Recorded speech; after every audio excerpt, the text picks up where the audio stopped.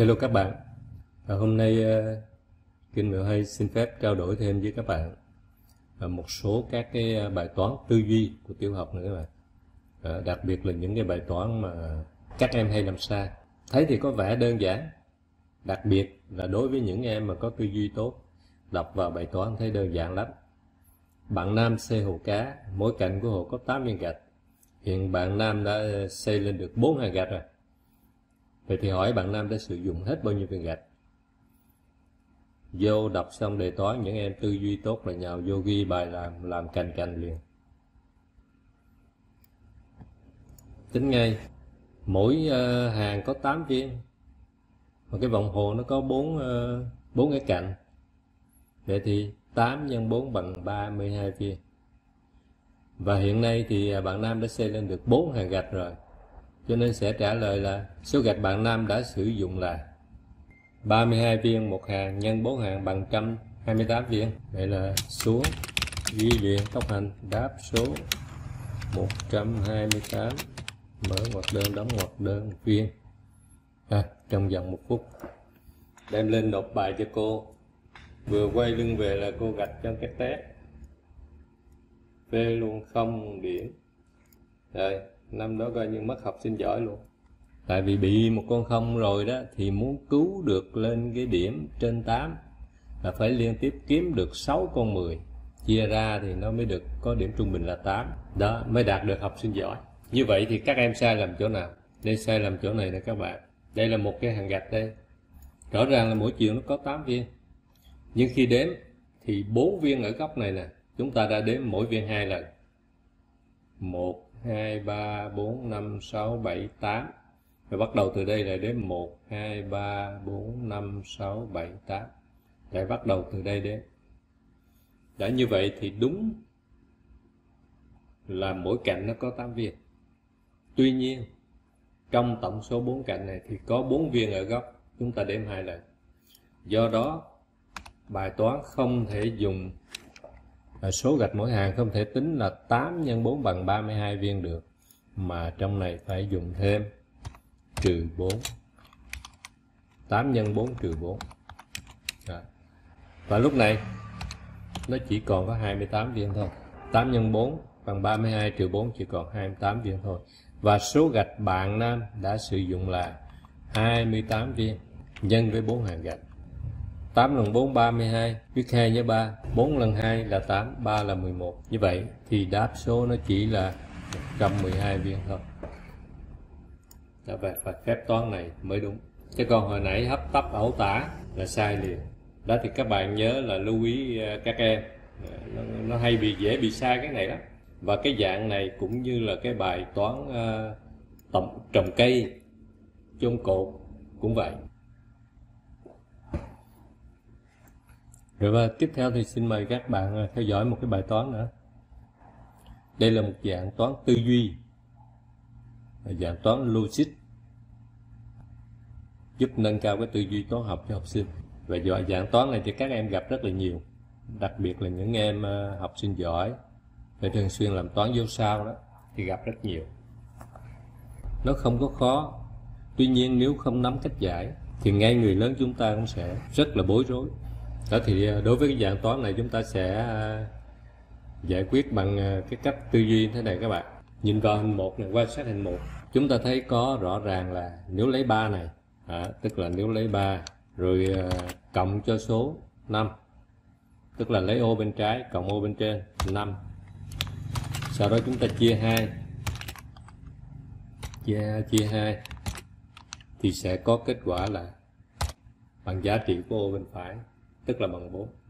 Đã như vậy thì người ta cho một cái mẫu dạng toán vậy và chúng ta logic, chúng ta tư duy làm sao cho nó logic, cho nó hợp lý là được.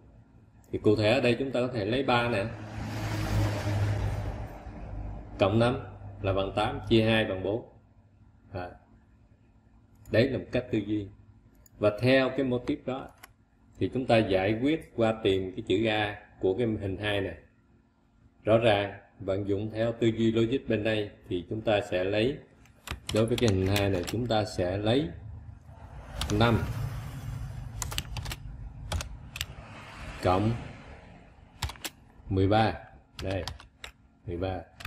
Sau đó chúng ta chia 2 thì nó sẽ bằng 9. Và chúng ta thay vào đây A là 9. Đó. Xét tiếp qua hình 3. Cái này mà những cái em mà ẩu đó. Những cái em ẩu cái lấy 8 nè, cộng 15 nè. Cái chia 2. Cái trật lắc liền. Lấy cái 8 này cộng 15 này chia cho 2 để tìm ra B là trật lắc. Từ bột từ đường hết ra 11,5 nha. Trật lắc. 8, 15 là 23. 23 chia 2 là 11,5 là trật lắc. Không có đúng. Mà rõ ràng các em phải đặt phép tính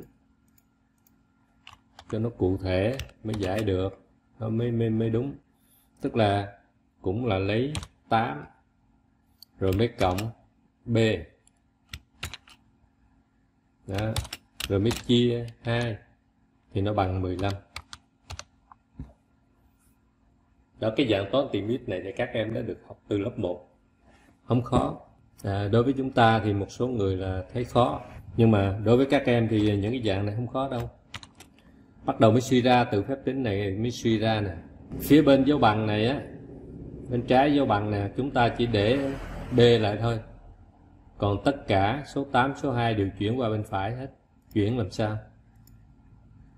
Có cái cách chuyển hết trơn. B nè, lúc này B nó sẽ bằng nè 15 nè. Số 2 này ở bên trái nó là phép chia, khi chuyển qua bên phải, tức là chuyển qua bên phải dấu bằng thì nó trở thành phép nhân. Đó. Số 8 này nó ở bên trái là nó phép cộng, khi chuyển qua bên phải dấu bằng nó trở thành phép trừ, trừ 8. 15 nhân 2 bằng 30 và trừ 8 là bằng 22. Và lúc này B bằng 22 chứ không phải bằng 11,5 như cách giải hồi nãy. Cho nên các em nó hay sai mấy cái này lắm. Ẩu nó hay sai mấy cái này. Thì chúng ta phải nhắc cho các em nó cẩn thận thì nó mới xử lý tốt những cái bài toán tư duy này. Đó, tuy nhiên đây là chỉ là mới là một cách giải thôi các bạn. Nó toán tiểu học hiện đại bây giờ nó phức tạp vậy. Và có những bài toán nó có tới 10 mấy cách giải. Rồi, ví dụ chúng ta sẽ tìm thêm một cách giải khác, một cách biện luận logic khác để giải cái bài toán này. Thì chúng ta trước hết phải trả đây lại thành chữ A ha. Kết quả của cái cách giải lần 1 này là A bằng 9. Nhưng mà lần 2 thì chưa chắc đâu. Giải kiểu khác nó ra kết quả khác. Đây là chữ B. Rồi chúng ta thử một cách giải khác. Đây, nó có một cái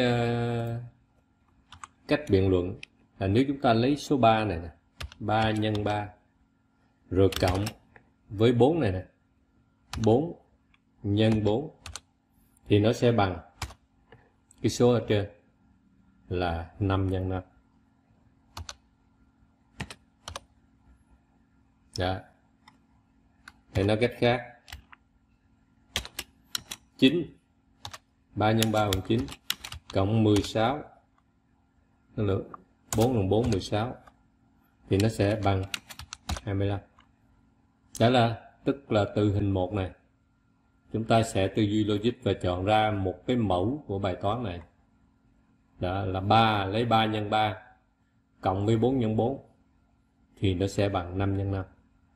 Và hoàn toàn logic. Cũng có thể là ngẫu nhiên, nhưng đây là một cái dạng toán nó logic. Đó, lúc này rõ ràng tìm A nó phải khác. Và cách tính A thì chúng ta xuống hình 2. Lúc này chúng ta sẽ có 5 nhân 5. Phải không ạ?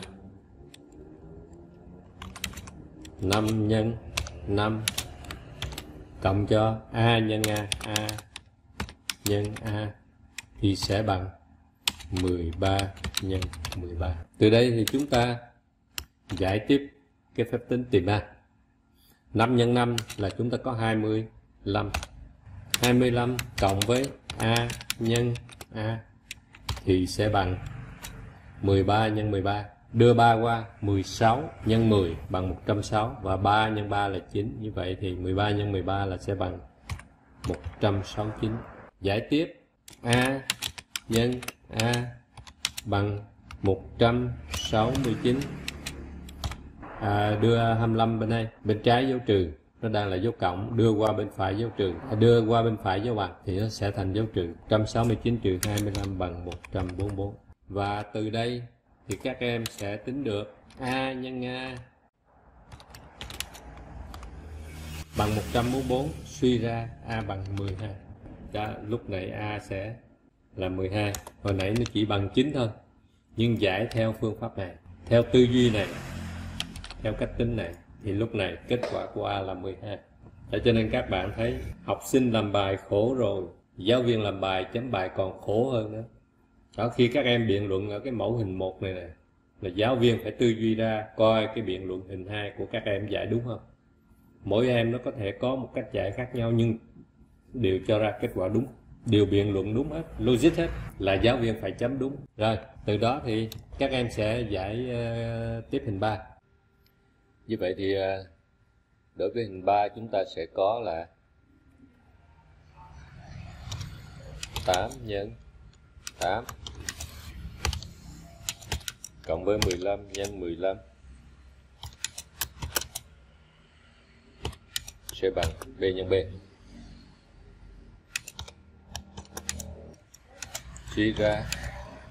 Suy ra 64 cộng 225 sẽ bằng 289. Phép tính nhẩm 15 nhân 15 này thì trên Mẹo Hay trao đổi nhiều rồi các bạn. Chúng ta chuyển đơn vị về một bên thì sẽ có là 20 nhân 10 là được 200. Rồi cộng tiếp 5 nhân với 5 là 25 thì sẽ có kết quả là 225. Rồi, như vậy thì sẽ giải tiếp B nhân B bằng 289. Suy ra B bằng 17. Các em sẽ và tìm ra được B bằng 17. Sau đó thì thay kết quả vào đây. B bằng 17. Và đây cũng chưa phải là kết quả cuối cùng của phép tính này. Đó, đây chỉ là mới có 2 cách biện luận đúng thôi và giải đúng bài toán, cho ra 2 cái đáp án đúng thôi. Đó, còn những cách khác nữa. Như cái bài toán hôm qua mà mình đưa lên thì một số bạn trời ơi, người ta biện luận tìm cách giải cực kỳ bất ngờ luôn, họ tìm ra nhiều cách giải rất hay, toán của học sinh Việt Nam nha. Nhưng mà các bạn ở nước ngoài họ nhờ họ học tư duy tốt, và cái bài toán hôm qua thì sơ cũng đã có 2 cách giải mới mà nghe cái bản thân mình cũng rất là bất ngờ, họ tìm ra những cái hằng số để giải cái bài toán rất là hay. Rồi thì hôm nay xin phép trao đổi thêm với các anh chị và các bạn một số dạng toán tư duy của học sinh tiểu học Việt Nam. Nó khá mở rộng và nó không gò bó như ngày xưa. Ngày xưa học gò bó lắm. Còn bây giờ các cái dạng toán nó mở rộng, đòi hỏi phải tư duy chính xác, tư duy có chiều sâu thì mới giải quyết được hết tốt các cái bài toán. Và do cái tính mới lạ độc đáo này mà rất nhiều phụ huynh là rất ngán ngại, rất hoang mang. Chúng ta chịu khó tìm hiểu, nghiên cứu kỹ. Toán tiểu học hiện nay không đơn giản đâu các bạn, cũng khá phức tạp đó, khá khó đó. Mà chúng ta không có làm quen với các cái kiểu giải bài của nó thì cũng lúng túng đó. Và thì hy vọng những cái bài toán này sẽ giúp ích phần nào cho các bạn học sinh, cho các bạn nhỏ của chúng ta. Thì video hôm nay xin phép kết thúc ở đây. Cảm ơn các bạn trong thời gian qua đã ủng hộ kênh Mẹo Hay rất là mạnh mẽ. Một lần nữa xin cảm ơn các bạn. Xin chào tạm biệt và hẹn gặp lại trong video lần sau. Bye bye.